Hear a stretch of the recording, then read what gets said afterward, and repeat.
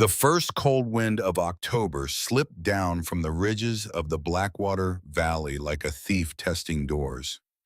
It came before the leaves had even finished turning, whispering through the pines and bending the dry grass along the creek beds, and the folks in the valley who had lived there long enough to read such things felt it in their bones and said nothing.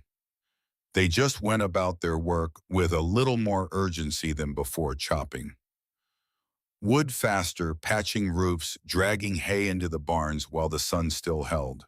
But down in the hollow beneath the bluff, where the old Linkfist cabin sat hunched against the slope like a stone that had rolled there and stopped, something strange was happening. Something that would have the whole valley talking within a week and laughing within two and silent by the time the first snow fell in earnest. Astrid Linkfist was boarding up her house. Not the windows only, though she had covered those two nailing rough pine planks across the glass until the cabin looked blind. No, she was wrapping the entire structure in a second skin of lumber planks laid tight and overlapping like the feathers of a great wooden bird rising up from the foundation and climbing toward the eaves. She worked from dawn until the light failed, her hammer ringing out across the valley in a steady, patient rhythm.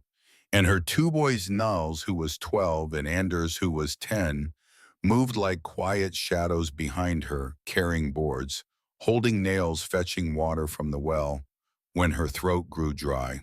Up on the ridge above the hollow, four men stood leaning on their shovels and watching her work.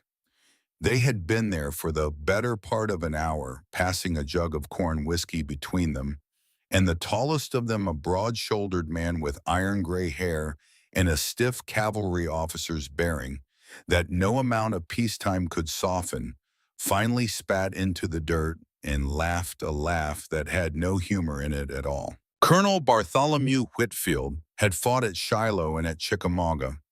He had led men through fields where the grass was slick with blood, and he had come home to Montana with a limp in his left leg, a Union commission folded in his breast pocket, and a reputation that made him the undisputed first man of Blackwater Valley. He owned more cattle than any three families combined. He had built the meeting hall where the preacher held Sunday services. When Whitfield spoke, the valley listened because Whitfield had earned the right to be listened to, and he knew it, and he never let anyone forget. He was 61 years old that October, and he had never in his life respected a woman who did not know her place. "Look at her," he said, shaking his head slow. "Look at that poor widow down there nailing herself into a box." One of the other men, a thin, sour-faced fellow named Silas Thorne, who rode fences for Whitfield and who had never had a thought in his life that did not first pass through the colonel's mouth, snickered into his sleeve. "She has gone mad," Silas said. "That is what happens. A woman alone too long. The mind goes soft." Whitfield took the jug back and drank slow. He watched Astrid down below as she hauled another plank up onto her shoulders and carried it to the south wall. Even from the ridge, he could see how she moved, the economy of it, the way she wasted no step, no breath. She was a small woman, no more than 5'4", but she carried herself like something made out of whipcord and old iron. Her hair was the color of winter wheat, pulled back tight under a dark kerchief, and her face, even at that distance, looked like it had been carved from seasoned pine. She was 32 years old. She had buried her husband 2 winters past, and she had not asked a single soul in Blackwater Valley for help in all that time. 2 years ago, last January, Henrik Lindqvist had gone out to chop kindling in a storm.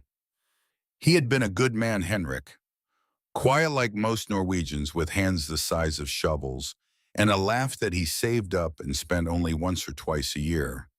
He had come over from a fishing village north of Bergen when he was 19, and he had worked his way west through Minnesota and the Dakotas until he found this valley, and he had built the cabin with his own 2 hands before he ever went looking for a wife. He had loved Astrid in a way that Norwegians love, which is to say without ceremony, without display, but with the deep and certain permanence of stone settling into earth. The branch that killed him had been dead for 2 summers. It hung above the woodpile like a promise the tree had been waiting to keep. When the wind came that afternoon and the snow began to blow sideways, the branch let go and it caught Henrik across the belly as he bent to gather an armload of split oak, and it opened him from hip to ribcage. He had tried to crawl back to the cabin. Astrid found him at sunset, half covered in snow, his tracks already disappearing. He had made it 40 feet. He had left a trail like a wounded deer, and at the end of it his eyes were still open, still looking toward the door, still looking for her. She had buried him herself beneath the old bur oak behind the cabin, because the ground was too hard for anyone else to have gotten there in time. She broke 2 shovels doing it, and when she was finished, she came back inside and she took off her coat and she fed her boys supper. And she did not cry, not then, not later, not ever in front of anyone living. There were folks in the valley who said it was strange she did not weep. There were folks who said it meant she had a cold heart. But there were older folks, the ones who remembered the hungry winters of the 50s and the fever year of 63, who said no, that was not coldness.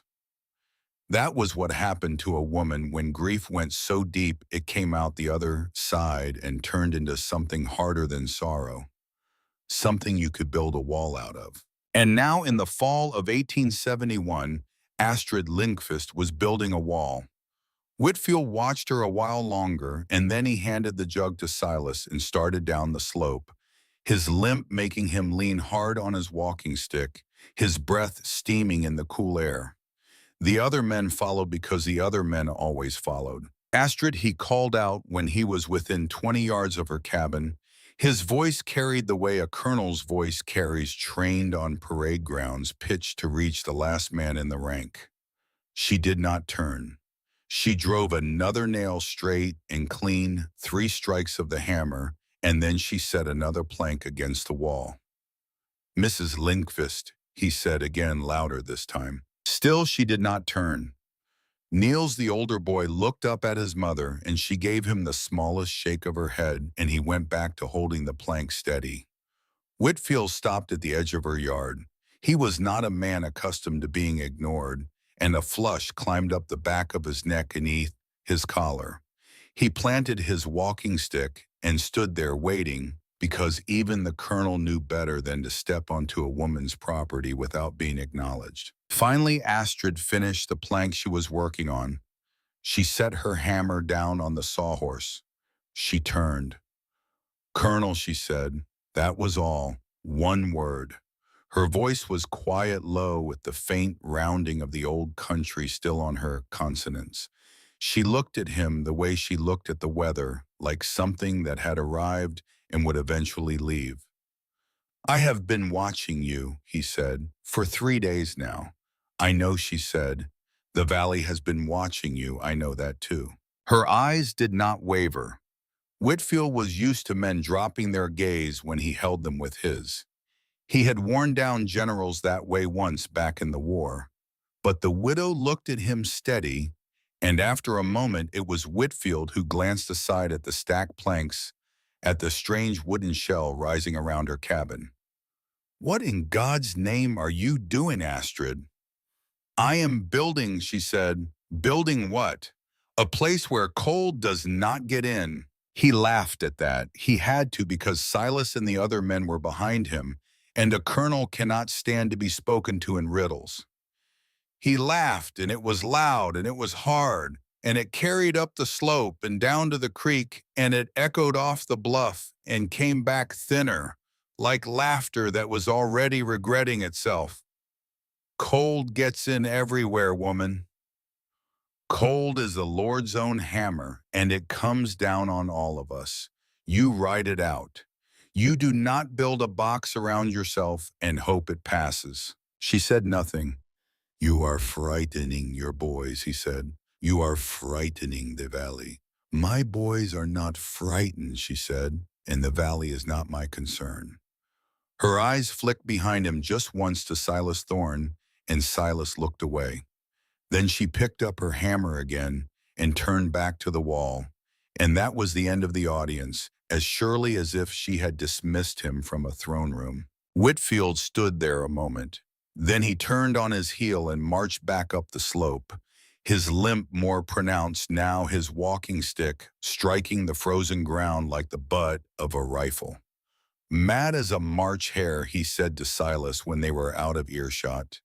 Poor woman has lost her reason. Silas nodded the way he always nodded and said, yes, Colonel, yes, that she has.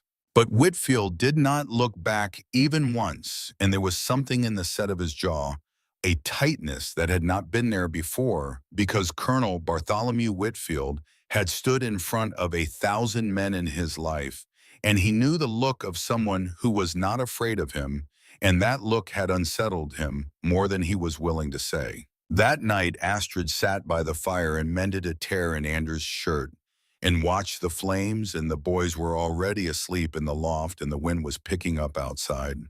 She could hear it moving along the ridge, testing the trees, feeling its way south. On the table beside her lay a piece of paper, a rough sketch drawn in charcoal of a cabin wrapped in a second wall. There were notes scribbled around it in her own hand in English and Norwegian, mixed together the way she thought. Measurements, angles, the slope of a roof, a thickness of insulation, a drawing of a hawk's nest she had found that summer tucked beneath an overhang of granite on the north face of Eagle Bluff, where the snow and rain could not reach it no matter how the weather came. She had sat for 2 hours one afternoon in July watching that nest, watching how the mother hawk flew in and out, how her chicks stayed dry even when a sudden thunderstorm swept through. She had come down from the bluff that day with something lit in her mind, and she had spent the rest of the summer watching other things. How the snow drifted against the north sides of the pines but not the south. How the old beaver lodge at the creek kept its den dry and warm even when the water rose. How the wind behaved around the old stone smokehouse that Henrik had built in their first year, the way it went around instead of through. She had learned these things herself. Nobody had told them to her. No father, no husband, no old man in a trading post. She had watched, and she had thought, and she had understood. And now she was building. She did not hate the colonel. She did not have room in her to hate anyone anymore. But she had measured him the moment he stepped into her yard the same way she measured everything. And she had seen what was inside him. And she knew that before this winter was done, one of them would be right and one of them would be wrong, and it would not be her. She folded the shirt. She banked the fire. She went to bed. Outside, the wind picked up a little more, and somewhere on the ridge, a single branch cracked and fell into the darkness. By the end of the first week, half the valley had found excuses to walk past the hollow. Men came through on their way to the trading post that did not require them to pass the Lindqvist place at all. Women rode out to visit distant neighbors by routes that detoured a good mile just to afford a view. Children were sent on errands that could have gone anywhere but somehow went there. Astrid did not acknowledge any of them. She worked. The boys worked. The wall grew. Obadiah Finch was one of the ones who came by. Obadiah was 64, a wiry little man with a face like a dried apple and a voice that had whistled ever since he lost his front teeth to a mule kick in '58. He had a small claim up the North Draw, and he farmed potatoes and onions and a patch of winter rye, and he was one of the few men in the valley who had never quite fallen in line behind the colonel, although he had never openly crossed him either, because Obadiah Finch had learned a long time ago that a man who eats alone eats longest. He stopped his mule at the end of Astrid's lane one afternoon and watched her for a while. She was fitting cedar shakes along the top of the new outer wall, working fast because rain was coming by nightfall, and Nils was up on the roof passing them to her. Mrs. Lindqvist, Obadiah called at last. "Mr. Finch." He took off his hat and held it against his chest. That is a fine piece of work you are doing there. She looked at him sideways. That was not something she had expected to hear. I have been thinking about it, he said. I have been thinking about how the wind comes through my place every winter and how my woodpile is always soaked by February, no matter how I stack it. I have been watching you and I have been thinking. Astrid climbed down the ladder slow. She wiped her hands on her apron. She did not ask him to come closer, and he did not. I have a notion, he said, of maybe trying something along the same lines. A smaller version, around the west wall where the weather hits hardest. Why are you telling me this, she said. He looked at his boots. Because if I try it and it works, Colonel Whitfield will know where I got the idea, and he will not like it. But I figured you ought to know that at least one man in this valley does not think you have lost your mind. She studied him a long moment. Build your outer wall 2 feet from the cabin, she said. Not 6 inches. You want an air gap. Pack it with straw and cedar boughs. Seal every seam with pitch. Do your north and your west first. The south can wait. Obadiah nodded slow. Straw and cedar, he said. And do not lay your firewood against the cabin wall. Lay it along the inside of the outer wall. That way the wood stays dry, and it also acts as a second layer of insulation. She paused. She looked at him. And do not tell anyone I told you any of this. His eyes crinkled. No, ma'am, he said. I will not. He put his hat back on and clucked to his mule and went on up the road, and Astrid watched him go, and for the first time in perhaps a year, something moved in her chest that was not grief and was not cold. It was small. It was almost nothing. But it was there. The trouble started the second week. Calvin Whitfield had been dead for 3 years. He had been the colonel's youngest son, 15 years old. A quiet boy with his mother's dark eyes and a stammer he had been slowly growing out of. He had died in the February storm of '68, and the way he had died was not something the colonel spoke of. Not ever, not to any man living, but the valley knew the shape of it anyway. The way valleys always know. Calvin had taken a fever 3 days into the storm. The Whitfield stove had been smoking bad all winter, the flue half choked with creosote, and when the snow sealed the chimney on the second night, the smoke came down into the house, and the boy already weak had breathed it until his lungs gave out. There had been a mason in town who could have rebuilt the flue that autumn. The colonel had been too proud to ask. A Whitfield did not pay a town man to do what a Whitfield could do himself, and the colonel had gotten around to it and gotten around to it, and the winter had come before he did. Cordelia Whitfield had not been the same woman since. She was 58 years old, a small, silver-haired New England woman who had followed her Colonel West 30 years before when he was still a lieutenant, and she had borne him 5 children and buried one, and she moved now through the Whitfield house like a ghost moves through a place it used to love. It was Cordelia who first spoke of Astrid Lindqvist in the Whitfield household, and she did so one evening over supper, not looking up from her plate. The widow is building a wall around her cabin, she said. Whitfield kept cutting his meat. I know it. Cordelia said nothing for a long moment. Then she said she may be on to something, Bart. The colonel set down his knife. Very slow. On to something, he said. She is a practical woman. She watches things. She may have seen something the rest of us have missed. Whitfield looked at his wife a long time, and Cordelia kept her eyes on her plate. And there was a silence in the room that had a shape to it, a shape that had been there for 3 years, a shape the size of a boy named Calvin. The widow Whitfield said carefully, is a poor lone woman who has gone soft in the head. She will not last the winter, and I will not have my wife spreading superstition at my own table. Cordelia said nothing. She finished her supper. She rose and cleared the dishes.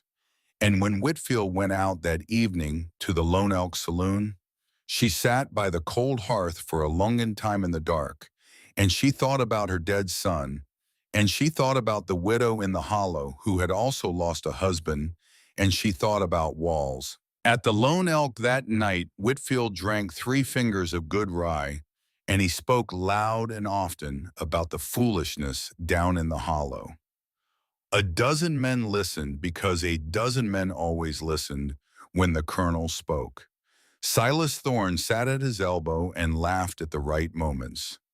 The bartender, a fat, cheerful man named Teague, polished the same glass 3 times.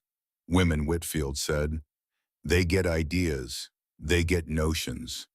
And what they need at times like that is not more rope, but less. Murmur of agreement. Silas nodded hard enough to shake the lamp. I will tell you what Whitfield said, and he slammed his glass down on the bar. I will tell you all what. I will bet any man in this room that that cabin of hers comes down before March. I will wager $50 of Union gold. I will wager my best sorrel mare. Any man want to take me up? Nobody moved. Nobody bet against the colonel, not at the Lone Elk, not in Blackwater Valley. And when March comes, Whitfield said, and her cabin is a pile of kindling, and she is crying in the mud, I will personally see to it that she gets on the first wagon east. Because a woman who cannot accept wisdom from her betters has no place in a valley like this one. There was laughter. There was agreement. And nobody noticed that the back door of the Lone Elk was cracked open just a few inches because young Peter Alcott, the preacher's boy, had been told by his father to come fetch him home for supper. And Peter had paused there in the cold just long enough to hear the whole thing. And Peter was a good boy, a quiet boy, but Peter was also friends with Niels Lindqvist. The next morning, Niels came running into the yard while Astrid was oiling the hinges of the new outer door. Mama, he said, out of breath. Mama, listen. She listened. She set down her rag. She let him tell the whole thing, every word, the way Peter had told it to him at the creek that morning. When he was finished, Astrid stood very still. She looked toward the ridge. She looked toward the Whitfield place 3 miles distant, just visible as a pale square of painted wood against the dark timber. Niels, she said, hitch the mule. Mama. Hitch the mule, she said again. I am going to pay the colonel a visit. She rode up the valley road in the middle of the afternoon, her kerchief tied tight, her coat buttoned to the throat. She did not hurry. The mule plodded at its own pace and she led it. By the time she reached the Whitfield gate, the sun was sliding down behind the mountains and the shadows were long. Silas Thorne was splitting kindling in the yard when she pulled up. He saw her and his mouth fell open a little, and then he dropped his axe and ran for the house. Colonel, he called. Colonel, the widow is here. Whitfield came out onto the porch with his napkin still tucked into his collar. He had been eating supper. Cordelia appeared behind him, framed in the lamplight of the doorway, and her hand went to her throat when she saw who it was. Mrs. Lindqvist, Whitfield said. Astrid did not dismount. She sat on the mule and looked down at him the way she had looked at him from the ladder. Colonel Whitfield, she said, I understand you have offered a wager concerning me. The color climbed into Whitfield's face slow. It started at his collar and it went up to his hairline. That is a private matter among gentlemen, he said. It is not private, she said, if it concerns where I will be living in March. He set his jaw. Mrs. Lindqvist, I would advise you to. I accept the wager, she said. Whitfield stopped. His mouth was open for the next word he had been about to say, and that word did not come. Cordelia in the doorway took a small step forward. I accept, Astrid said, under one condition. Name it. If my cabin is standing in March and my boys and I are alive inside it, then you, Colonel Whitfield, will stand before the congregation at Sunday service, and you will apologize to me, by name, out loud. so the whole valley hears. The silence in the yard was the kind of silence that lives inside bells before they ring. And if your cabin is not standing, Whitfield said slowly, his voice very quiet, now you leave the valley. Astrid nodded once. I leave. My boys and I leave. You will not see us again. He stared at her. She stared back. You are serious, he said. I do not joke, she said. I do not have the time. Somewhere inside the house a clock ticked. A log shifted in the hearth. Cordelia's knuckles on the doorframe were white. Then we have an accord, Whitfield said at last. Astrid reached down and offered her hand. She did not take off her glove. Whitfield climbed down the porch steps, his limp pronounced in the cold, and he shook her hand once hard the way men seal a cattle deal. The first Sunday in March, she said. Before Gone and the Valley, before Gone and the Valley, he said. She turned the mule and rode back down the road, and she did not look back even once. And her two boys were waiting for her at the gate of their own cabin in the dark, and when she came home, Nils held the mule, and Anders opened the door, and she stepped inside without a word and went straight to the table and spread out her charcoal sketch and began to add to it because now she knew she did not have until the first snow to finish. She had until March, and the walls would have to be thicker than she had planned. That night, the wind came down off the ridge in a long, low moan, and the valley listened to it, and up at the Whitfield place, Cordelia sat by the hearth and watched her husband stare into the fire and say nothing for 2 full hours. And she did not ask him what he was thinking because she already knew. Because for the first time in 30 years of marriage, she had seen her husband shake hands with someone he was not certain he could beat. And down at the Lone Elk Saloon Teague, the bartender was telling the story already, and by morning it was all over the valley, and by the second morning it had reached Obadiah Finch up the North Draw. And Obadiah sat on his porch with his coffee cooling in his hand, and he looked out toward the hollow, and he said softly to himself, Lord have mercy, she means to win. The days that followed were the shortest and the sharpest that anyone remembered. The sun came up pale and it went down early, and in between, Astrid worked like a woman who was running out of time. She was running out of time. She had 5 months until March. She had 2 children. She had 1 mule. She doubled the thickness of the outer wall on the north and west faces. She layered in cedar boughs between the planks, fresh ones green and aromatic, because cedar held its shape and its resistance to rot better than any other local timber. She caulked every seam with pine pitch melted over the stove, and when the pitch ran short, she rendered more from trees. She and Niels tapped themselves along the ridge. She laid in firewood. Cord after cord, split and dried and stacked along the inside of the outer wall, creating a third layer of insulation that was also firewall wall that could feed the fire that warmed the hands that had built the wall. She liked that about it. She liked things that served 2 purposes at once. Anders, who was smaller and quicker, took charge of the kindling. She had taught him a system. Shavings in 1 box, twigs no thicker than a finger in another, split pine finger thick in a third, oak and birch wrist thick in a fourth, each one dry as bone and ready to be fed to the stove in the right order. Because Astrid had learned from the storms of her girlhood in Norway that a fire in hard weather was not lit once and left to burn. It was tended like a living thing, and what you fed it mattered as much as whether you fed it at all. On the 3rd Sunday after the wager, she did not go to church. She had not gone to church since Henrik died. But this Sunday, Reverend Jeremiah Alcott rode out to her anyway, a small, thin man with spectacles that he had to keep pushing up his nose, and he sat on his bay mare at the edge of her yard and watched her work for a long time before he spoke. Mrs. Lindqvist, he said at last, may I step down? You may, she said. He stepped down. He tied his mare to the fence. He did not come closer than the gate. I have come, he said, because there is a great deal of talk and I do not believe all of it, and I wanted to see with my own eyes. What do you see, Reverend? I see, he said slowly, a woman working harder than any man in this valley. She permitted herself for the first time in a long time the smallest ghost of a smile. He asked her if she would speak to him, and she said she would, and she came to the gate and leaned on it with her hammer still in her hand.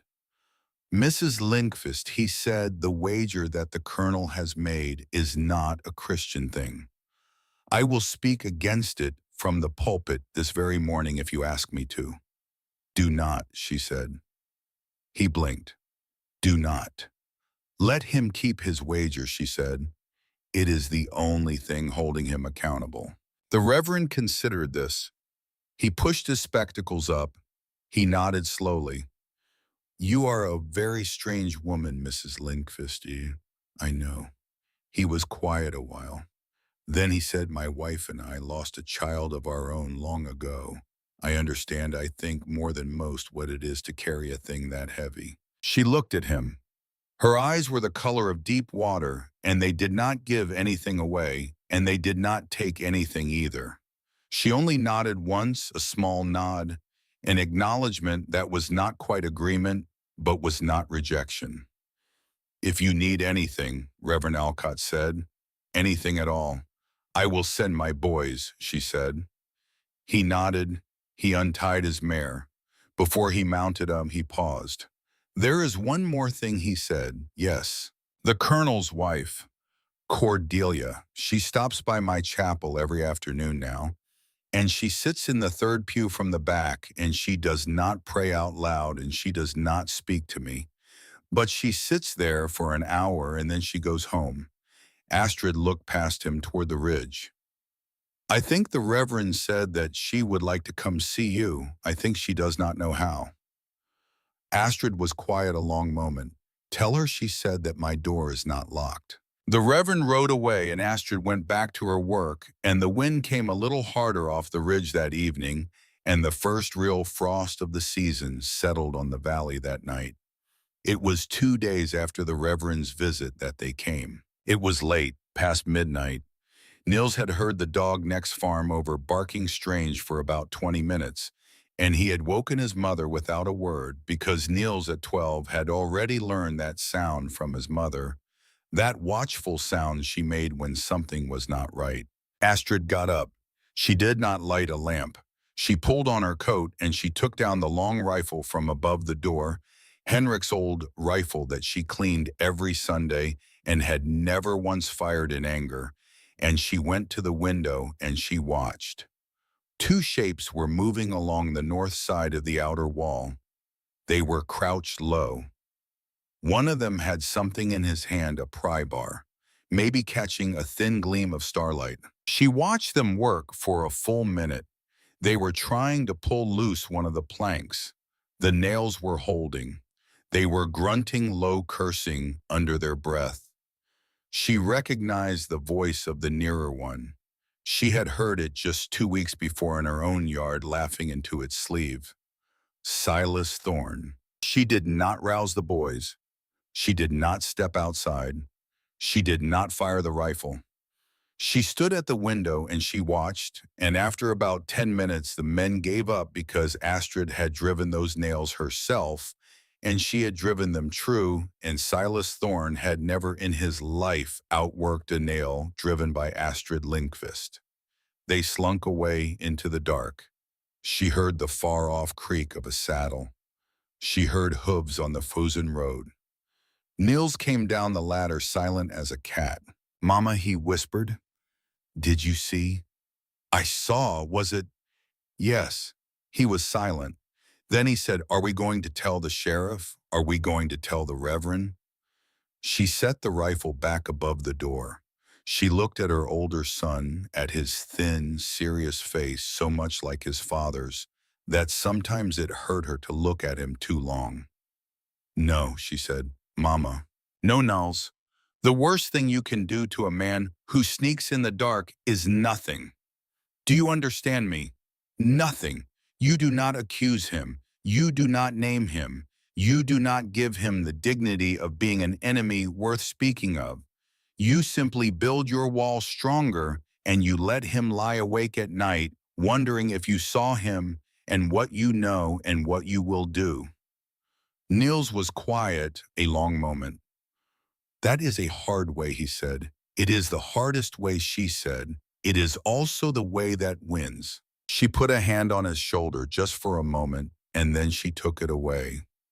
Tomorrow, she said, we double the planks on the north wall, and we add a second course of nails, and we say nothing to anyone. Yes, Mama, go back to sleep. He climbed the ladder. She stood at the window a while longer, watching the dark, and the wind moved along the ridge above the hollow, and the dog next farm over had stopped barking, and somewhere far away an owl called once, and the whole valley was listening whether it knew it or not. And the winter was coming, and Astrid Lindqvist was ready for it, and she was not yet done. On the 4th of November, she finished the last plank of the outer wall. She drove the final nail at sunset, and she stood back and she looked at what she had made. The cabin was wrapped, fully, 4 walls deep in lumber and cedar and straw, a narrow corridor running all the way around the original structure, firewood stacked floor to ceiling on the inside of that corridor, a sloped roof extending out over the whole thing so the snow would slide off and not pile up and crush anything. The chimney rose out of the center of it all like the mast of a ship, and a small tin hood she had fashioned from an old stovepipe sat over the flue angle just so to keep falling snow from ever sealing the opening. It did not look like a house anymore. It looked like something older than a house, something that had grown up out of the ground over a long time the way a badger's den grows, or a nest, or a heart.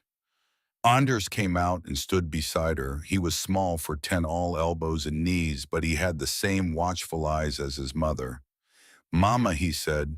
Yes, little one. Is it finished? She looked at it a while longer. The sun was down now, and the first star was out above the eastern ridge, and the cold was coming in on a long, slow breath from the north.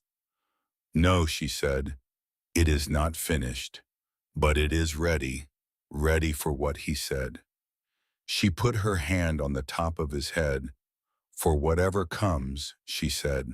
And high up on the ridge, because Colonel Bartholomew Whitfield wrote his lines every evening at sunset without fail, the colonel sat on his gray mare and looked down at the Lindqvist hollow, and he saw the finished wall, and he saw the small figure of the widow and the smaller figure of her boy, standing beside it, and something moved in his chest that he did not want to name. He turned his horse. He rode home.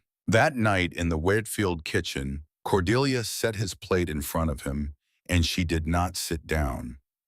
Bart, she said. He did not look up. Bart, I am going to ride down to the hollow tomorrow. He set his fork down very carefully. You will not, he said. I will, Bart. I am sorry, but I will. He looked up at her then, and what he saw in her face was not a thing he had ever seen before, not in 30 years of marriage, and he opened his mouth to command her, and he closed it again, because Colonel Bartholomew Whitfield had learned a great many things in the war, but he had never learned how to command a woman who had finally decided she had nothing left to lose, and he saw now that such a woman stood in his own kitchen, and always had, and he had simply been too sure of himself to notice. He picked up his fork, he ate his supper, and outside the first flurry of the new winter came sideways down off the ridge, and a single snowflake settled on the sill of the kitchen window and did not melt. Cordelia Whitfield rode down into the hollow the next morning just after breakfast. She rode alone. She did not take the covered buggy.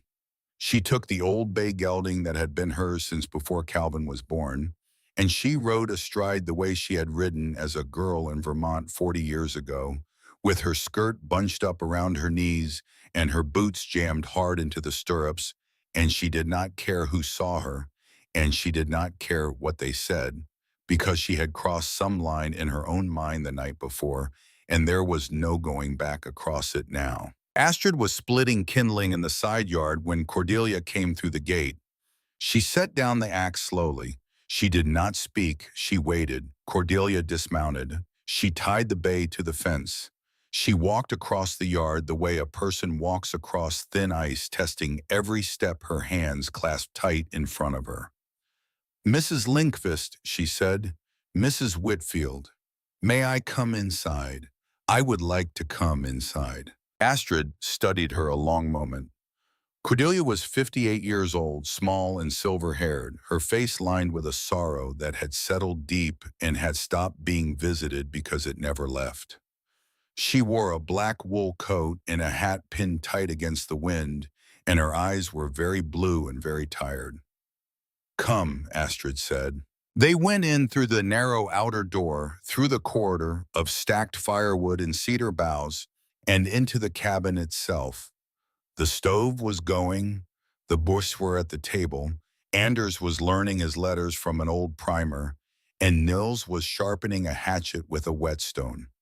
"Boys," Astrid said, "Mrs. Whitfield and I are going to have coffee.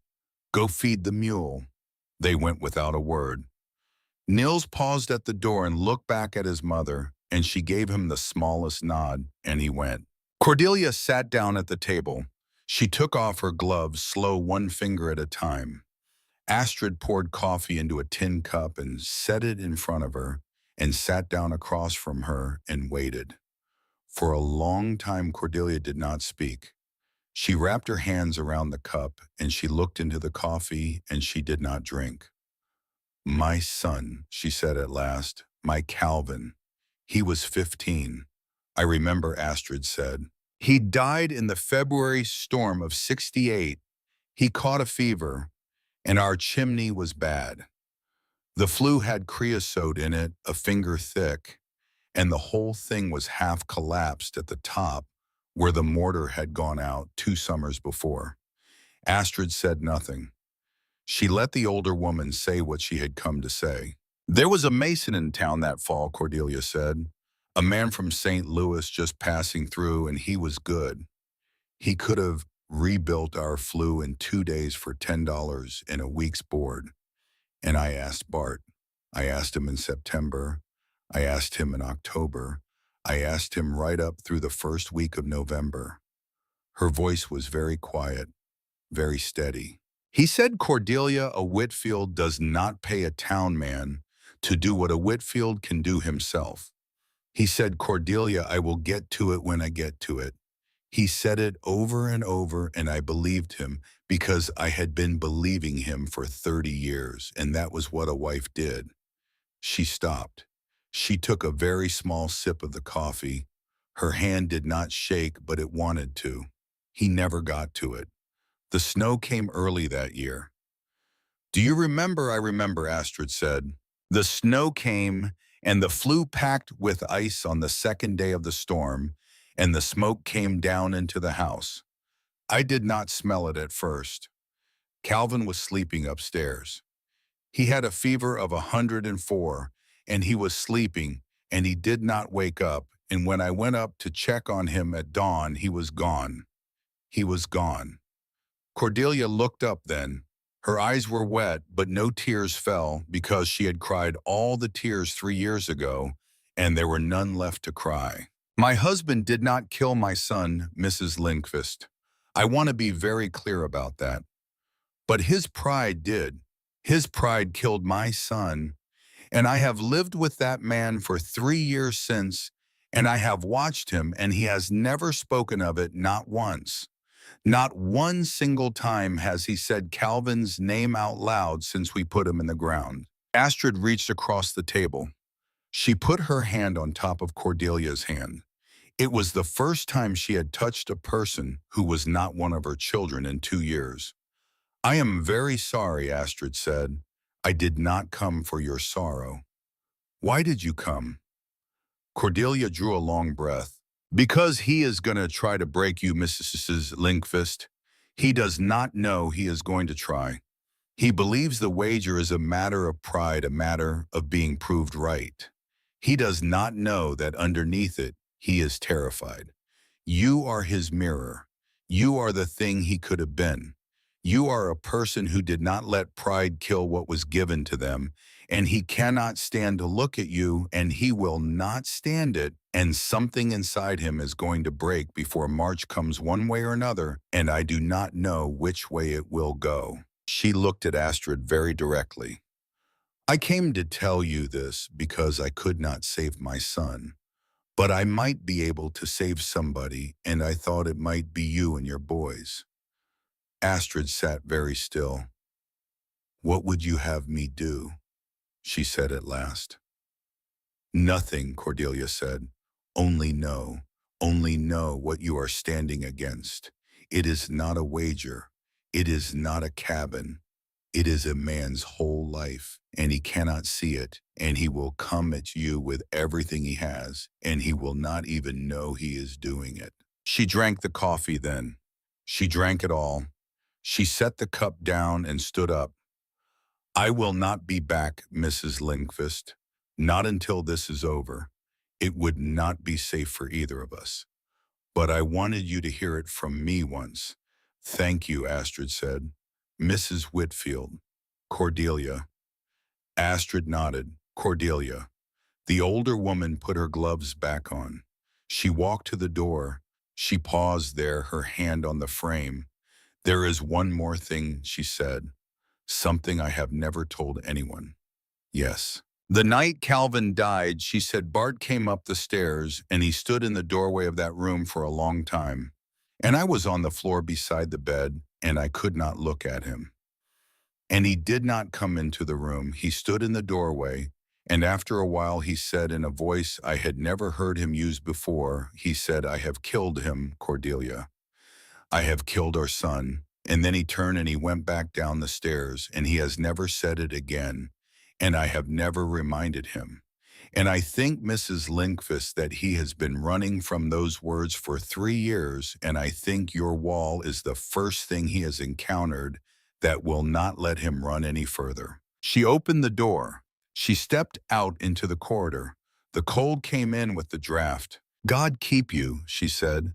And then she was gone, and Astrid sat alone at the table for a long time, and the coffee in her own cup went cold untouched, and the sound of the bay gelding's hooves faded up the road, and the boys did not come back and eyed for another half hour, because Nils, who understood things he should not have been old enough to understand, kept Anders out feeding the mule extra oats it did not need.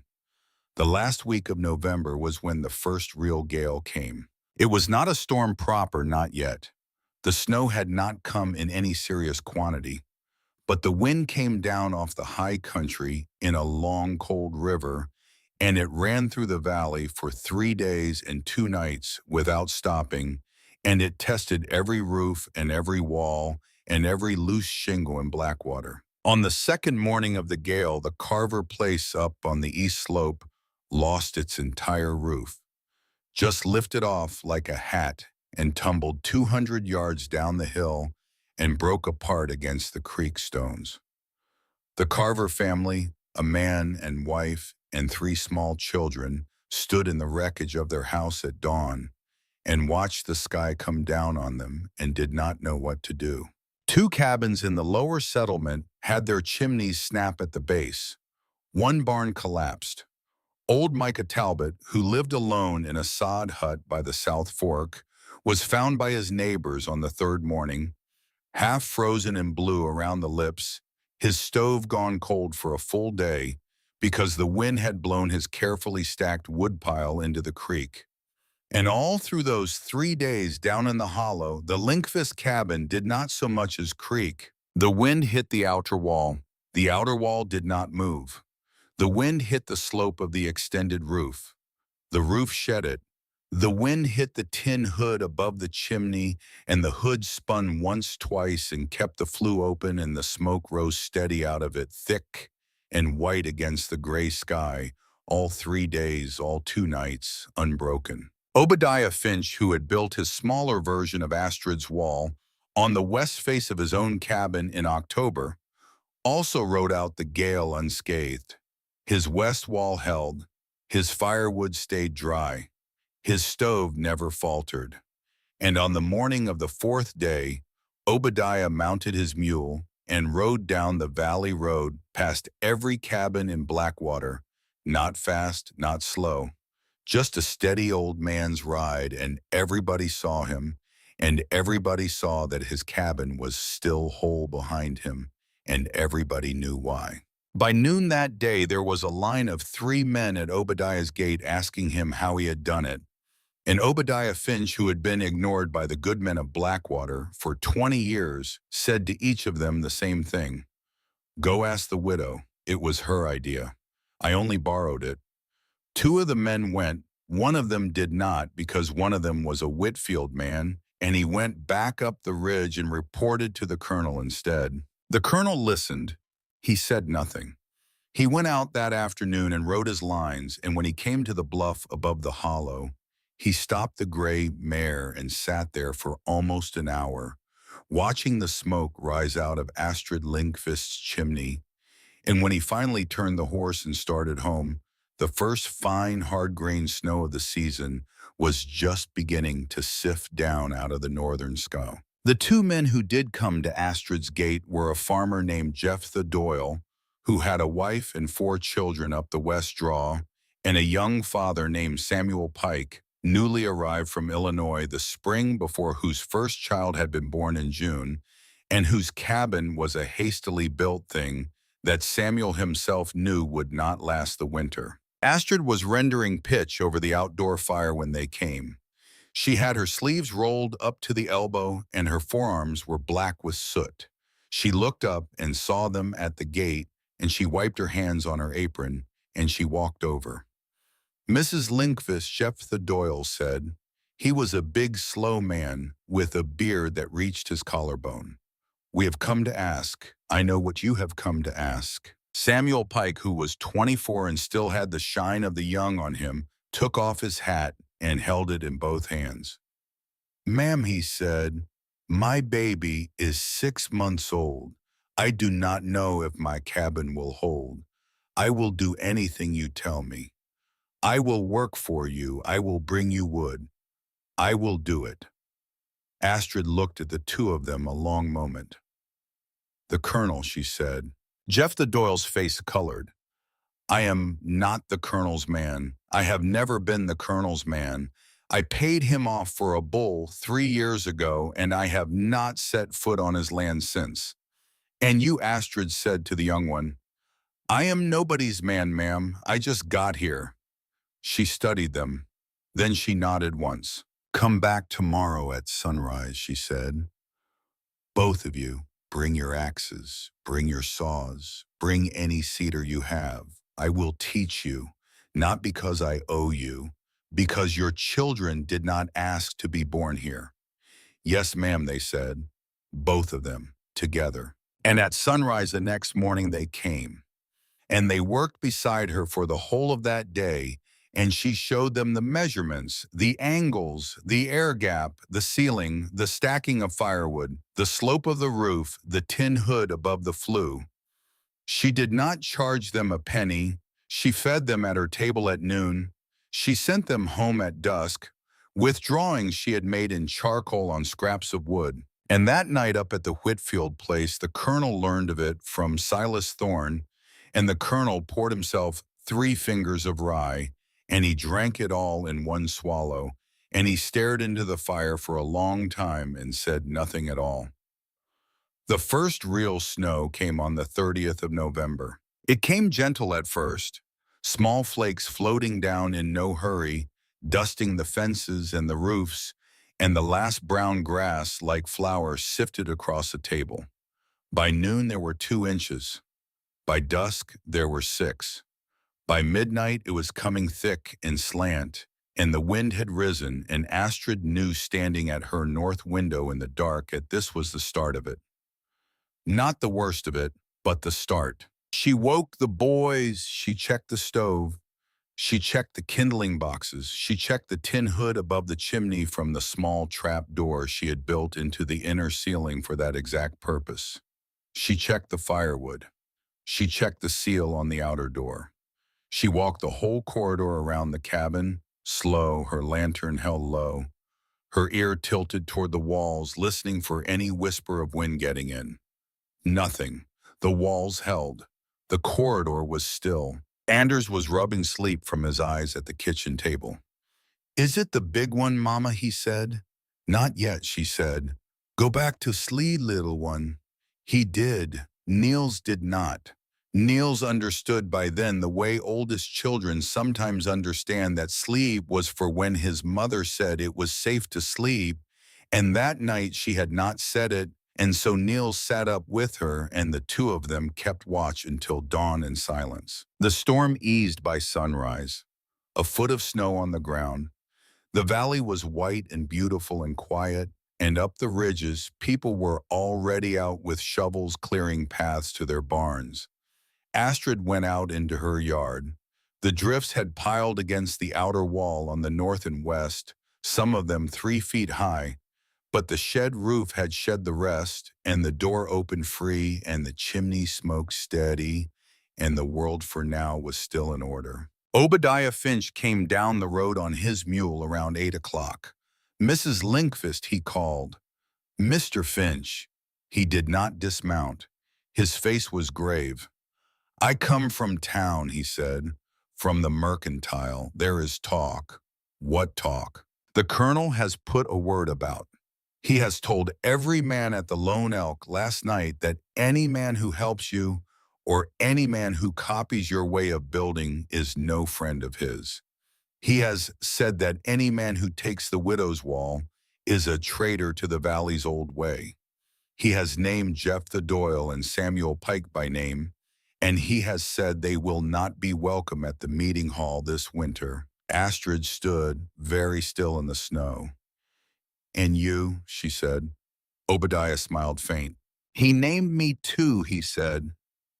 "But I am 64 and I owe no man in this valley a thing, and I have my own land paid off free and clear, and he cannot touch me. The younger ones, though," she nodded slow. "Has Samuel Pike come to you yet?" "He has not. He is probably afraid to. He has reason to be afraid." Obadiah looked at her. "Mrs. Linkfist," he said, "the colonel will not stop. You know that. I know it. He will make this worse before it is better. I know that too. What will you do?" Astrid looked up at the ridge. The Whitfield place was hidden in the timber that morning, but she knew it was there, and she knew the colonel was there, probably at his own north window, watching her chimney smoke the way she was watching his. "I will finish," she said. "That is all. I will finish what I am building. The winter will do the rest." Obadiah Finch touched his hat brim and rode on, and Astrid stood in the snow a while longer, and then she went back inside and put another log on the fire. The colonel did not come at her directly after that. He did not need to. He had the whole valley to come at her through, and for the first 2 weeks of December he used it. He had his men delay her at the mercantile when she came in for sugar and flour. He had her mail held at the post 3 weeks of it, including a letter from her sister in Duluth. He had word spread that anyone seen at her gate would be marked, and the word was loud enough that Samuel Pike did not come back for the second lesson he had been promised, and Samuel's young wife cried for 3 nights in a row because she knew what that meant for her baby. Astrid heard of all of it. She did not answer any of it. She kept working. She added a second layer of cedar shakes to the roof. She built a deeper tunnel from the back of the cabin to the root cellar, lined it with stone, sealed it with pitch. She laid in another half-cord of wood that she and Nils cut together up the north draw on the coldest day of early December, the two of them working in silence from dawn until dusk, and dragging the sledge home in the dark with their breath freezing on their scarves. The 4th of December was a Monday. The sky at dawn was the color of tarnished pewter. The air was still. There was no wind at all. Astrid came out into her yard with the first gray light, and she stood there, and she felt the stillness, and she knew. "Nell," she said when she came back inside. "Anders, both of you, today we do not leave the yard. We do not leave the corridor. We do not go to the creek. We do not check the traps. Do you understand me? Yes, Mama. The boys understood. They had been raised in this valley. They knew the look of a sky that had made up its mind. By noon, the first flakes fell. By 2 o'clock, it was snowing so thick you could not see the fence post at the end of the yard. By 4 o'clock, the wind had risen, and by dusk, it had risen more. And by the time the early winter dark came down on Blackwater Valley, there was a full storm on, and the snow was coming sideways, and the temperature was dropping, and the Linkfist cabin was a warm, bright point in a world that had turned to white noise and howling. Inside, Astrid fed the stove. Neil sorted kindling. Anders stirred a pot of beans with salt pork and watched his mother's face. Mama, he said, yes. Is this the big one? She looked at him. She did not lie to her children. Yes, she said. This is it. He was quiet a long moment. Will we be all right? We have done everything we could do, she said. Now we see. The first day of the storm was the 4th of December, and it was hard but not the worst. The second day was the 5th, and that was the day that broke the valley. The snow did not stop. The wind did not slacken. By the second morning, there were 3 feet of new snow on level ground, and the drifts were higher than a man's head, and the visibility was maybe 10 feet in any direction. The temperature had dropped to something no thermometer in Blackwater could measure, because no thermometer in Blackwater went that low. Astrid woke before dawn. She checked the stove. She checked the corridor. She walked the inside of the outer wall with her lantern, listening, feeling the planks with her palm, checking the seals. Everything held. But when she came to the north side near the trap door that led up to the chimney flue, she found frost. A line of fine white crystals along the inside seam of the outer wall right where the chimney passed through. Her heart stopped for a single beat. It was not a breach. Not yet. But the flue was icing at the top. She could tell because the frost was forming inward, which meant the warmth was not making it up the pipe as fast as it should. If the flue iced shut at the top, the smoke would back into the house, and then there would be no more house and no more children in the house, only the quiet dying that had come for Calvin Whitfield 3 years before. She climbed into the crawl space. She could see the underside of the tin hood through the trap. It was still spinning, just barely, just a quarter turn at a time in the wind. But ice was building on the leeward side, clotting the hood, narrowing the opening. Somebody would have to go up on the roof. Somebody would have to knock the ice off. Somebody would have to do it in the middle of a whiteout, in a wind that would take a full-grown man off his feet, in a cold that would freeze a lung in 3 breaths if you drew too deep. She climbed down. Neil, she said. Her voice was calm, very calm. Anders. Both boys came. The chimney is icing. Somebody has to go up. Nils was already reaching for his coat. I will go, he said. You will not. Mama, listen to me. I will go. I need you to do something harder than going up on a roof. I need you to stay inside and tend the stove while I am out there. Because if I am on the roof and the fire dies, we lose everything. The fire has to stay, no matter what.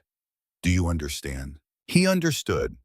He was 12 years old and he understood, and his face went white because he also understood that his mother might not come back in from the roof, and he, Niels Lindqvist, might have to keep the fire going for his little brother with nobody coming. Anders Astrid said, You are 10. You are old enough. I need you to help your brother.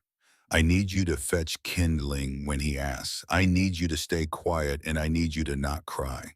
Can you do that? Yes, Mama. She kissed them both once each on the top of the head, and then she put on every layer she owned.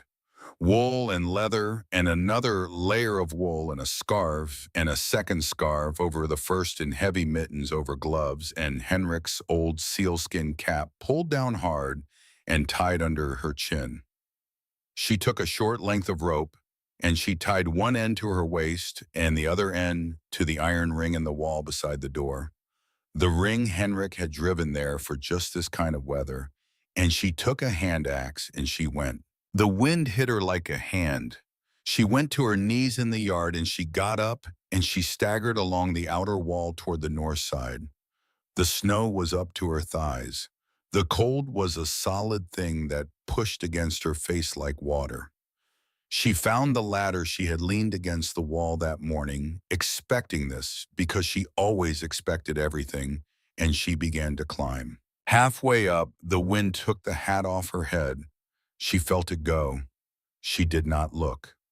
A woman does not chase a hat in a blizzard. The scarf held. Her ears were already numb. She kept climbing. On the roof, she went flat. She crawled. The roof was steep and the snow on it was slick, and in places it was bare tin, and she crawled toward the chimney on her belly like a soldier under fire. And when she reached the hood, she pulled herself up against the brick, and she began to chop at the ice with the hand axe. It was slow, her mittens were stiff. The axe kept slipping.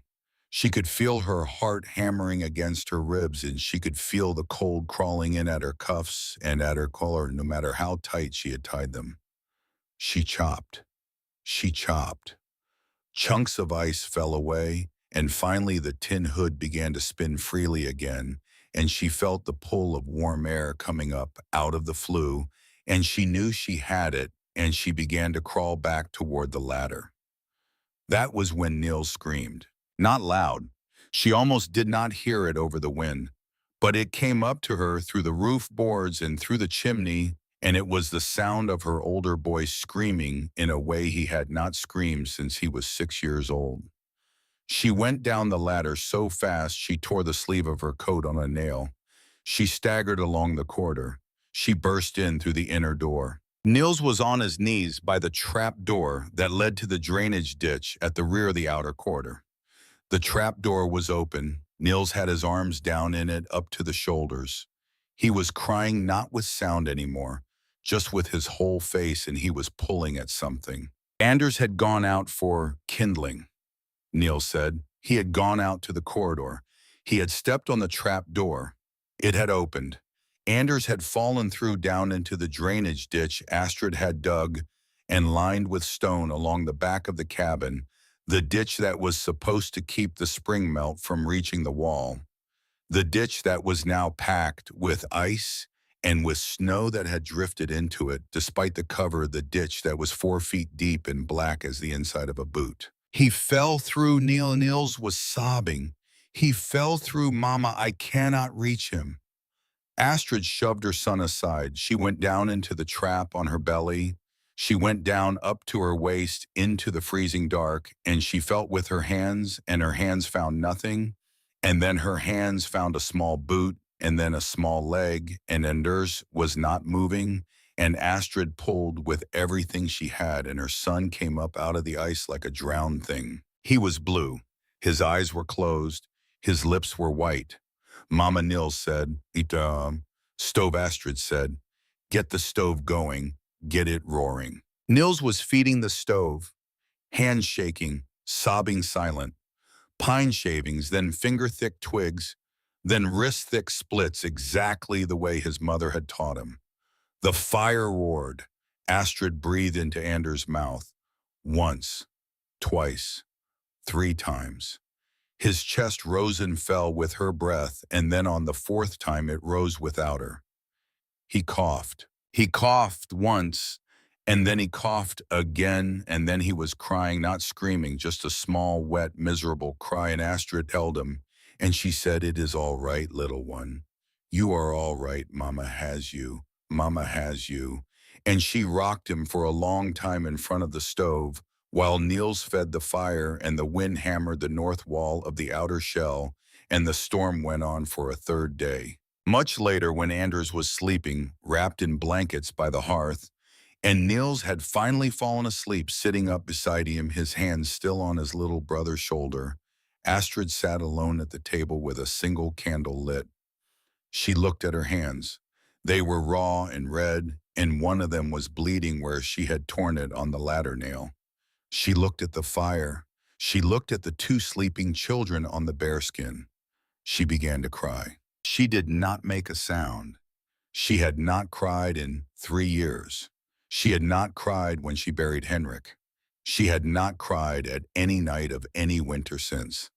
But she cried now, and the tears ran down her face and fell onto the scarred wood of the table, and she let them fall because there was no one to see her, and because some things you must let out of yourself sooner or later, or they will make a wall inside you that is not the kind you can live inside. She cried for perhaps 10 minutes. She wiped her face on her sleeve. She banked the fire. She went to check the chimney again. The tin hood was spinning steady, the flue was open, the smoke was rising into the storm, and somewhere through the howling of the wind from very far off, faint as a memory, she thought she heard a sound she did not at first recognize. It was the sound of knocking. Somebody somewhere out in the white was pounding on wood. She turned toward the outer door. The knocking came again, slow and uneven. The kind of knocking a hand makes when the hand is not sure it still belongs to its owner. Astrid crossed the cabin and went into the corridor, and she took down the heavy bar from the outer door. The wind hit her in the face when she opened it, and with the wind came a woman half falling, half staggering. A woman wrapped in a shawl that had frozen stiff across her shoulders, her hair white with snow, her lips the color of old iron. Martha Holcomb, 45 years old, wife of a farmer up the middle draw, mother of 4. Astrid caught her under the arms and dragged her inside and barred the door behind her. "My youngest," Martha said. Her teeth were clacking together so hard she could barely form the words. "My youngest Astrid. Ruth, she is 6. She is out there. I lost her in the yard. I lost her." "How long?" Astrid said. "I do not know. Maybe 10 minutes. Maybe longer.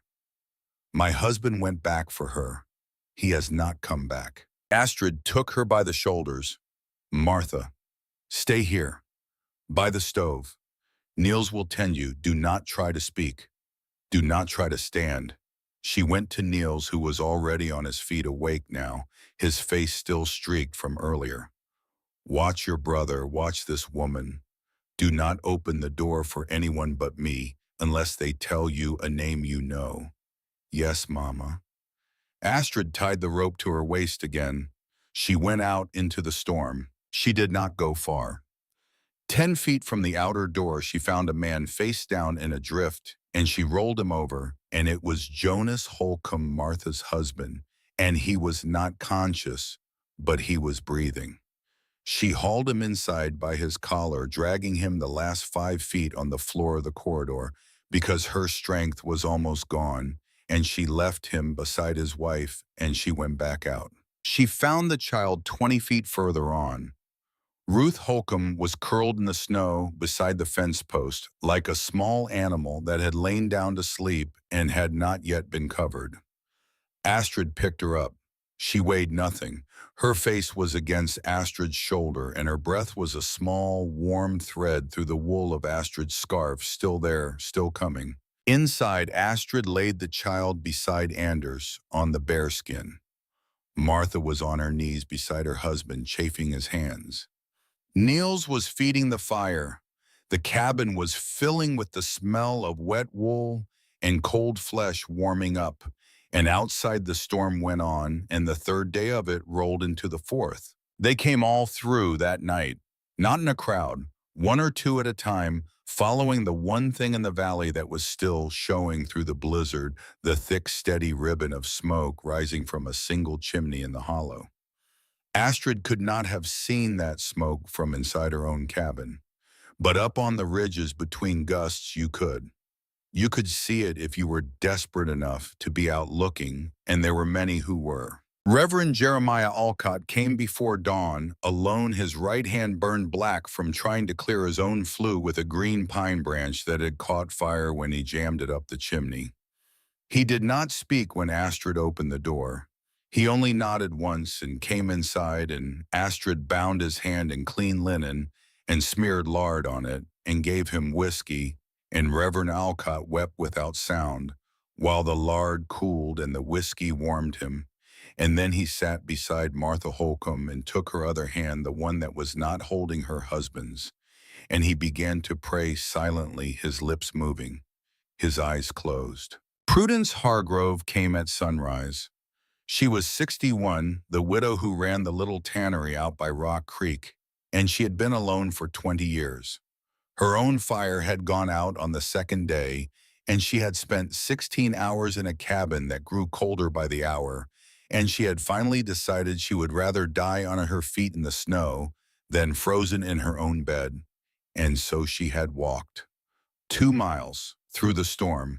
She was 61 years old, and she walked 2 miles in a blizzard. And when Astrid opened the door, Prudence Hargrove fell into the corridor and said, "Only I followed your smoke, widow. I have been walking toward your smoke since midnight." The Pike family came together around noon. Samuel Pike, 24, carried his wife because she was still weak from childbirth in June and the cold had gotten into her lungs. Their baby was bundled against his chest inside his coat. Samuel had not said a word to his wife for the first mile of the walk because he had been afraid he would find out she had stopped breathing, and he had not wanted to find out until he had gotten her to the only place in the valley he thought might still be warm. The baby was alive. The wife was alive. Samuel Pike set his family down beside the stove and sat against the wall and put his face in his hands and did not move for an hour.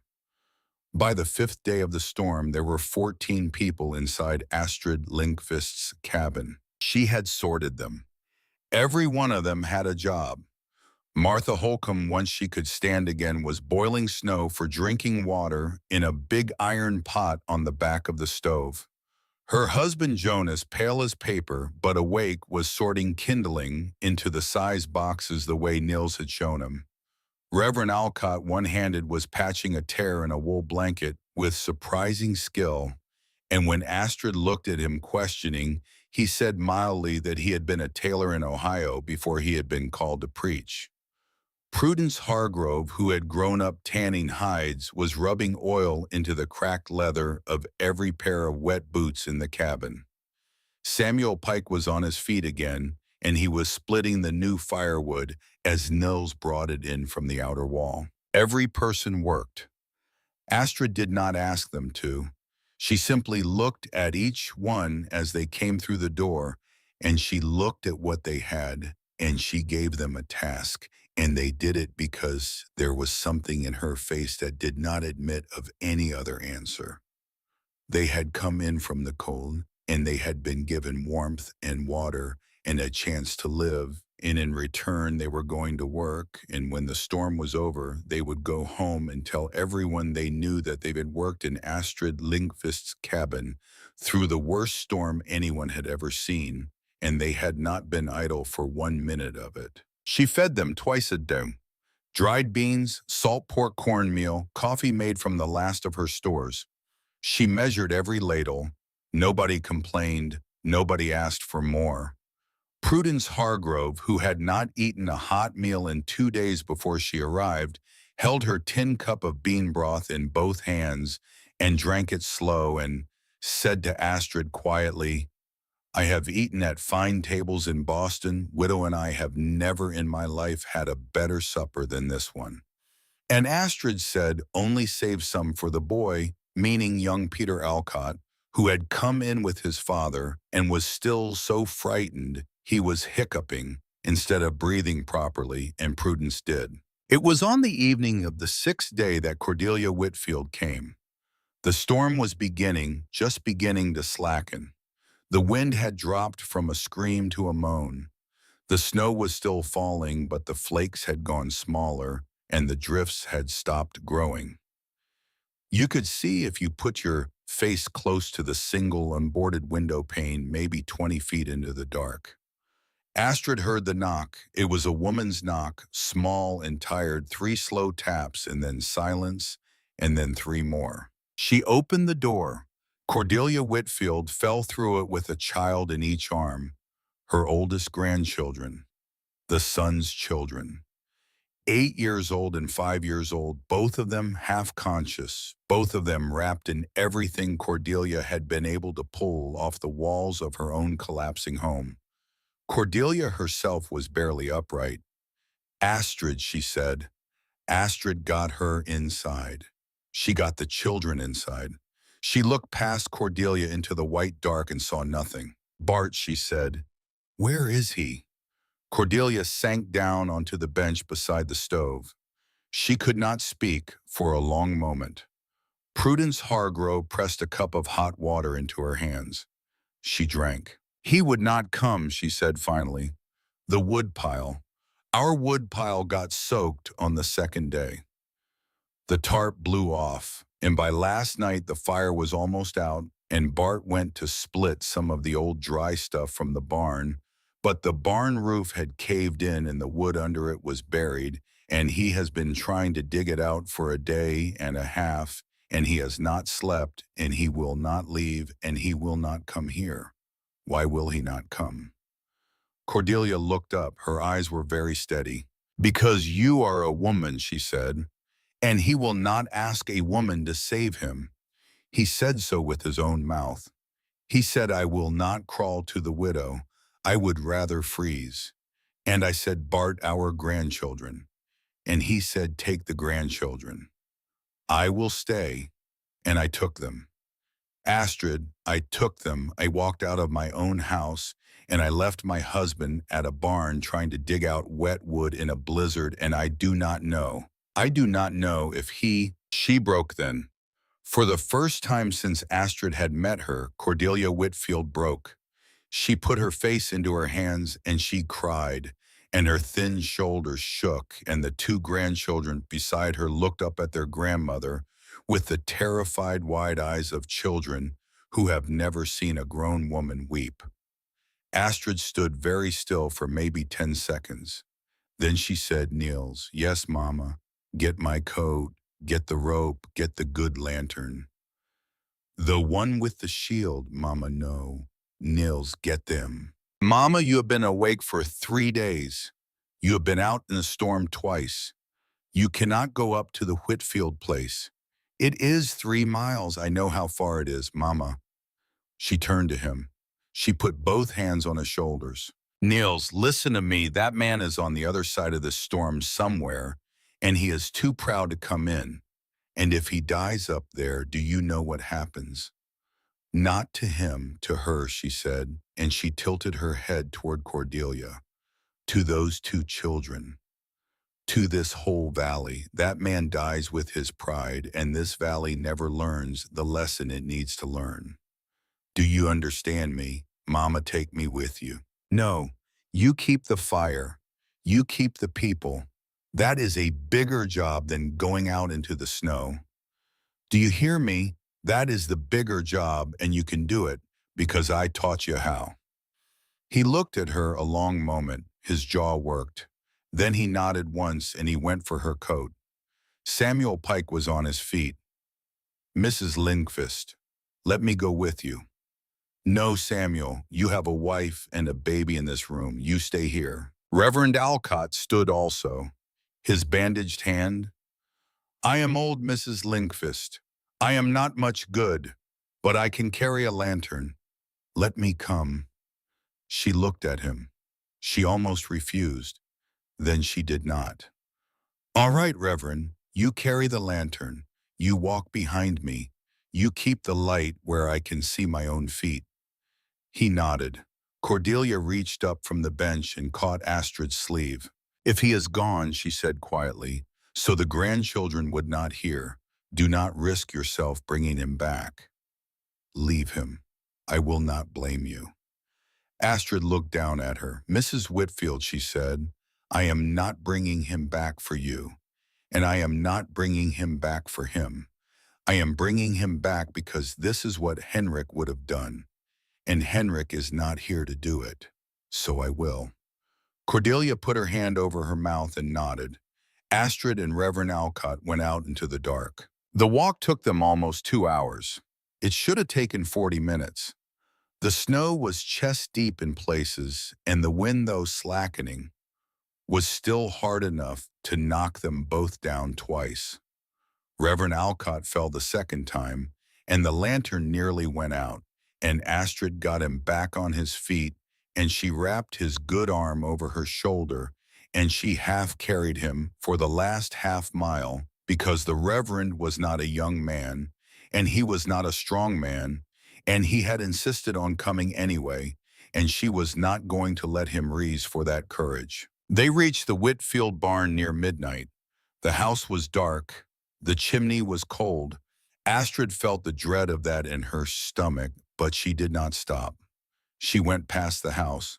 She went to the barn. The barn roof was down just as Cordelia had said, a mountain of broken timbers and collapsed shingles and packed snow. And at the edge of it, where some of the wood had been dragged out and stacked in a sad, useless heap, a man lay face down. He was not moving. His axe was still in his hand. Astrid knelt beside him. She rolled him over. Colonel Bartholomew Whitfield, 61 years old, colonel of the Union Army, first man of Blackwater Valley. His face was gray. His lips were blue. There was frost in his mustache, and his eyes were closed. Reverend Astrid said, "The lantern, close." Alcott brought it close. She put her cheek against the colonel's mouth.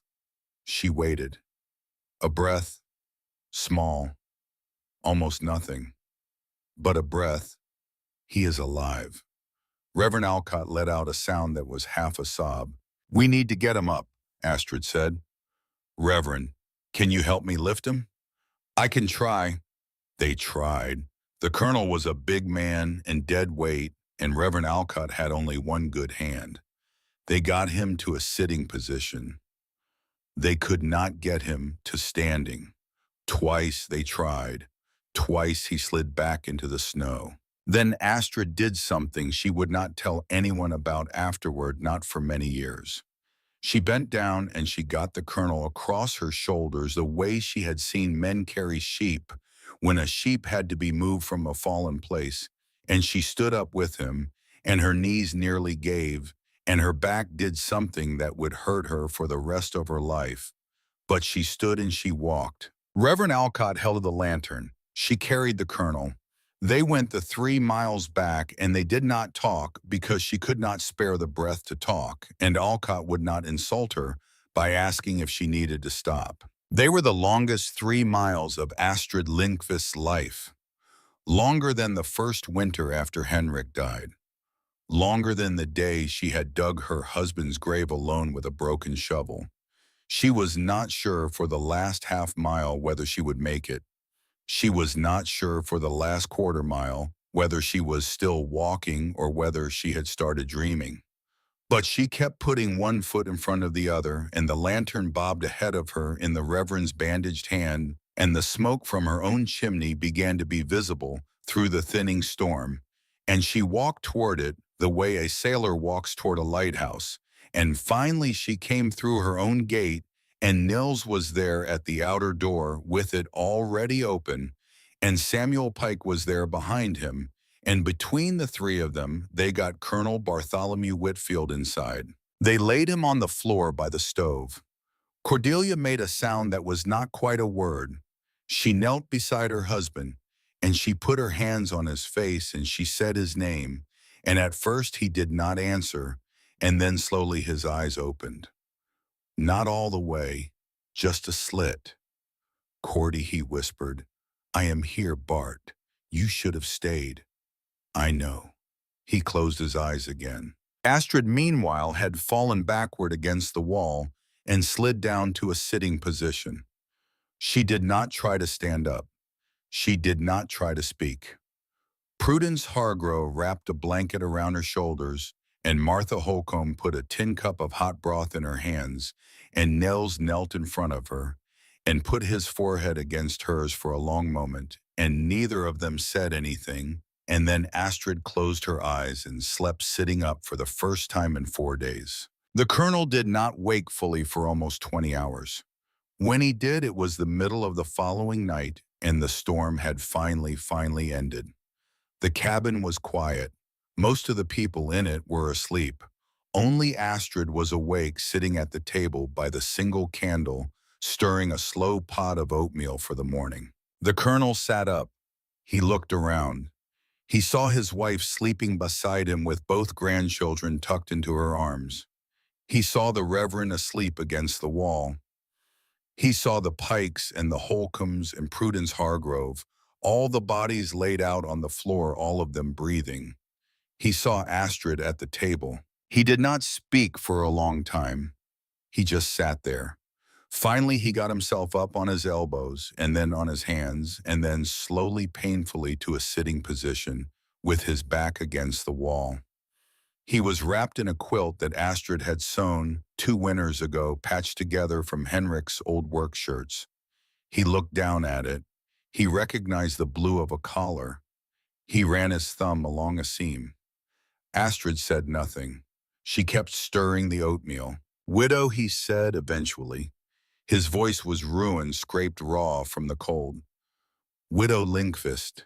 She looked up. "How did I get here?" She did not answer at once. She let him sit with the question. "Reverend Alcott and I went and got you," she said. He closed his eyes. "How?" "I carried you." His face did something then that she would remember for the rest of her life. It was not a wince. It was not grief. It was something older, something that went deeper than either. It was the face of a man hearing for the first time a thing that the whole world had been telling him for years and that he had been refusing to hear. He sat there for a long time. He did not open his eyes. Then he said quietly, "I killed my son." Astrid stopped stirring. 4 years this February, he said. He was sleeping upstairs with a fever. I had put off the flu. I had put it off. A mason came through in October, and I told him a Whitfield does not pay a town man. And Calvin, my boy, he breathed the smoke and he stopped. He could not say it. "I know Mrs. Whitfield told me," Astrid said softly. He opened his eyes. "She told you." "She did." He nodded slow. He did not seem angry. He seemed somehow relieved. "Today," he said, "last night, whenever it was, I almost did it again. I almost killed my Cordy. I almost killed those 2 babies sleeping beside her. I sat in that barn for a day and a half, and I would not come here because I would not, because I could not, and I would have died their widow, and I would have taken them with me, and I would have called it pride right up to the last breath." Astrid set down the spoon. She came around the table and sat down on the bench across from him. She did not touch him. She did not need to. "Colonel Whitfield," she said, "yes, you did not kill your son. Your pride killed him. There is a difference." He looked at her. "And tonight," she said, "you almost let your pride kill 3 more. But you did not. Because you are still here, and I am going to tell you something, and you are going to listen because I am too tired to say it twice. Yes, ma'am. You do not owe me an apology. You owe it to yourself to stop. You owe it to Cordelia. You owe it to those 2 children sleeping against her. You owe it to the boy you buried. You can spend the rest of your life apologizing to me in front of the valley, and it will not bring back 1 minute of any of it. What you can do is stop killing the people you love with your pride, starting now, starting tonight. Do you understand me?" He looked at her.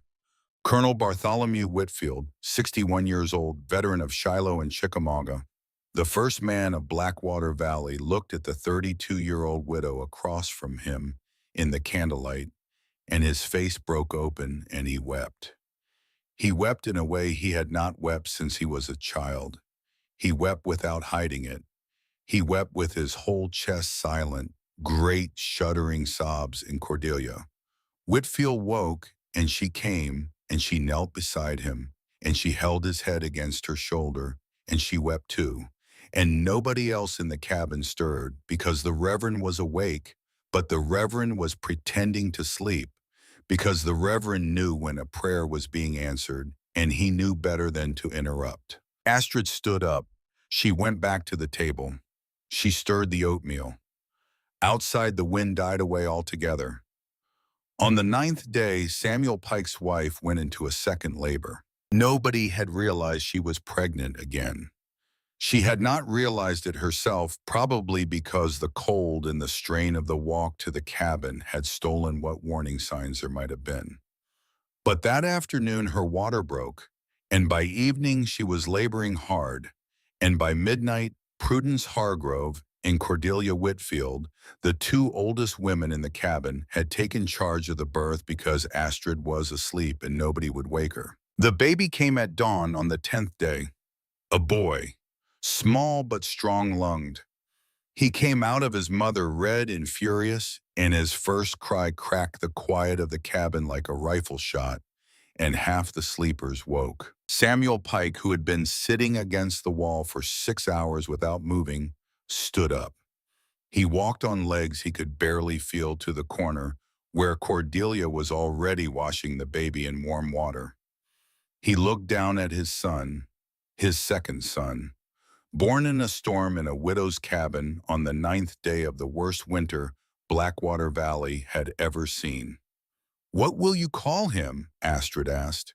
She was awake now, standing a little apart watching. Samuel looked at his wife. His wife was too tired to speak, but she nodded and something passed between them. "Henrik," Samuel said, "if it is all right with you, we will call him Henrik." Astrid stood very still. It was Cordelia Whitfield holding the baby who spoke first. "It is a good name," she said. "It is a very good name." Astrid nodded. She could not speak. She went to the door and she opened it, and she stepped out into the corridor alone, and she stood there for a long time with her hand against the inner wall and her forehead against her hand, and she breathed.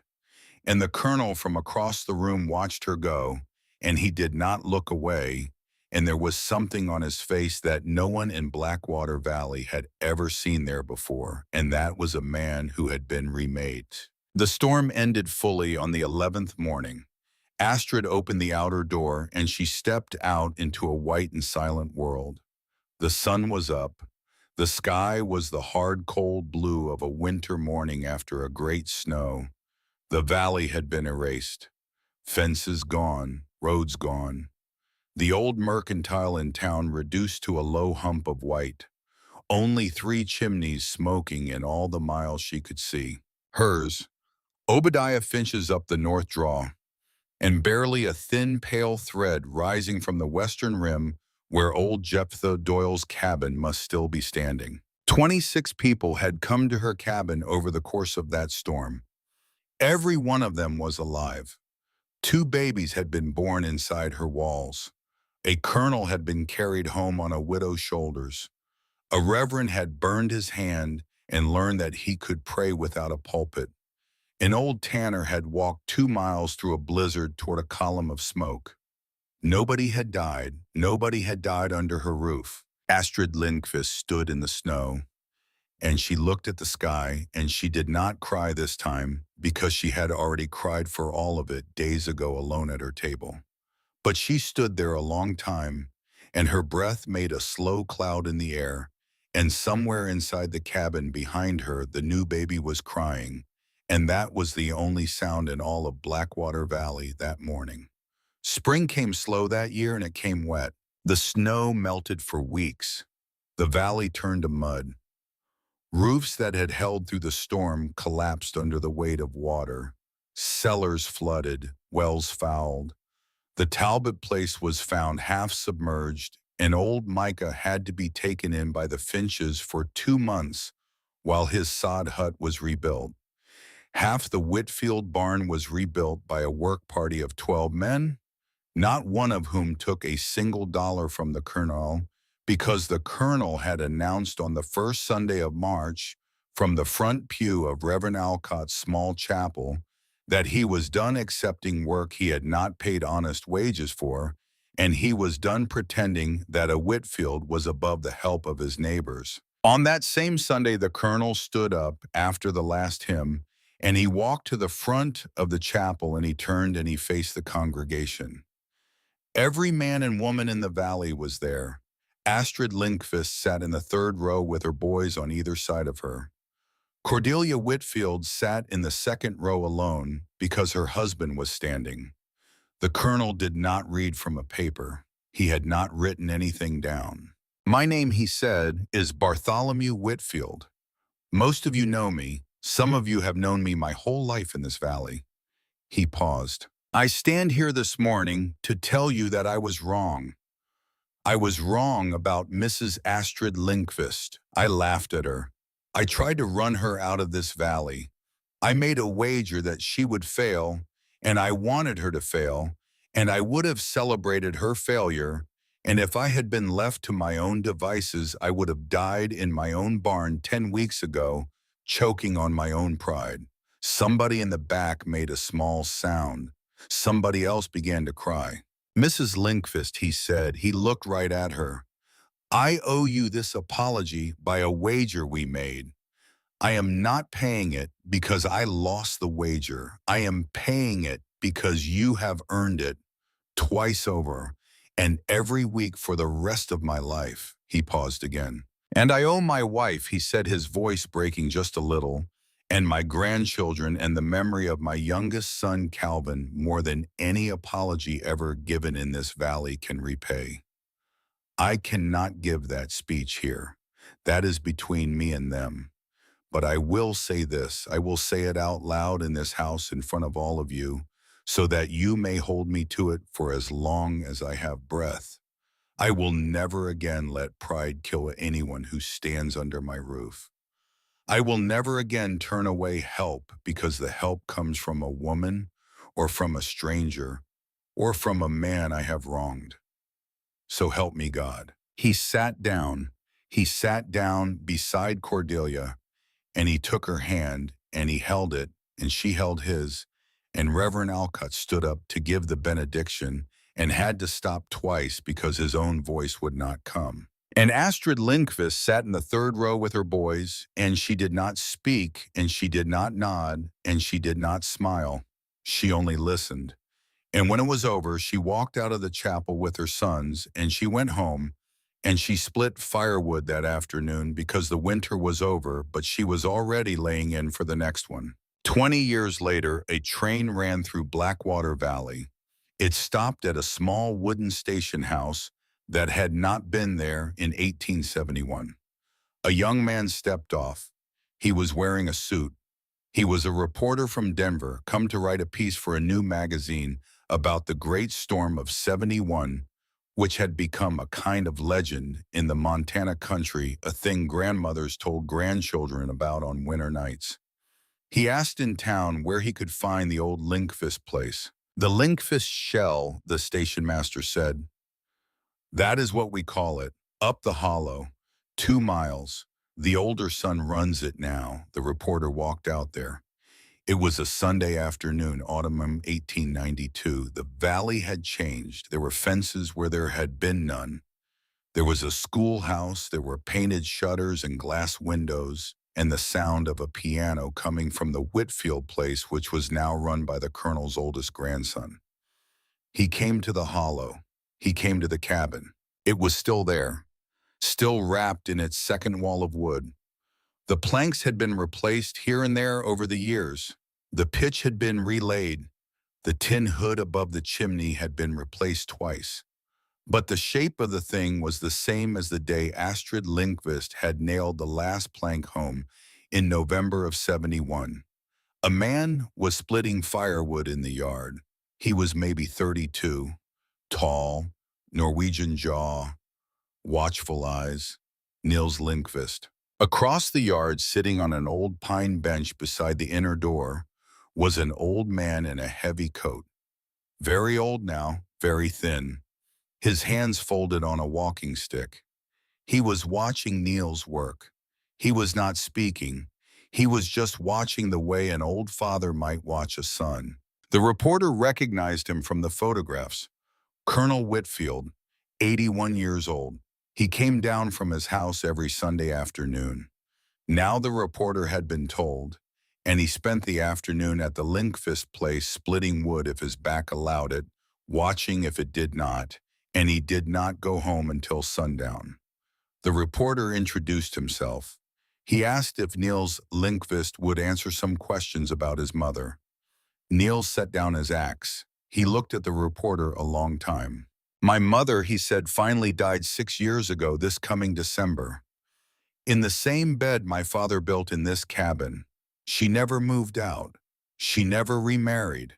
She split her own wood until the month she died. My little brother Anders is a doctor in Helena now. I run the farm and I split the wood and I keep the walls standing because that is what she asked me to do." He paused. "What do you want to know about her?" The reporter had a notebook. He had a long list of questions. He asked the first one, "What do you think made her do it?" Nils was quiet for a long time. "She lost my father to the cold," he said. "And she decided, I think, sometime in the 2 years after that, the cold was not going to take anything else from her. Not her sons, not her neighbors, not her valley. She did not save people because she was kind, mister. She was kind, but that is not why she did it. She saved people because she had already decided long before any storm came that the cold was not going to win. Not under her roof, not ever again." The old colonel on the bench across the yard closed his eyes at that, and his hand on the walking stick tightened just for a moment and then relaxed. The reporter wrote it down. He wrote every word.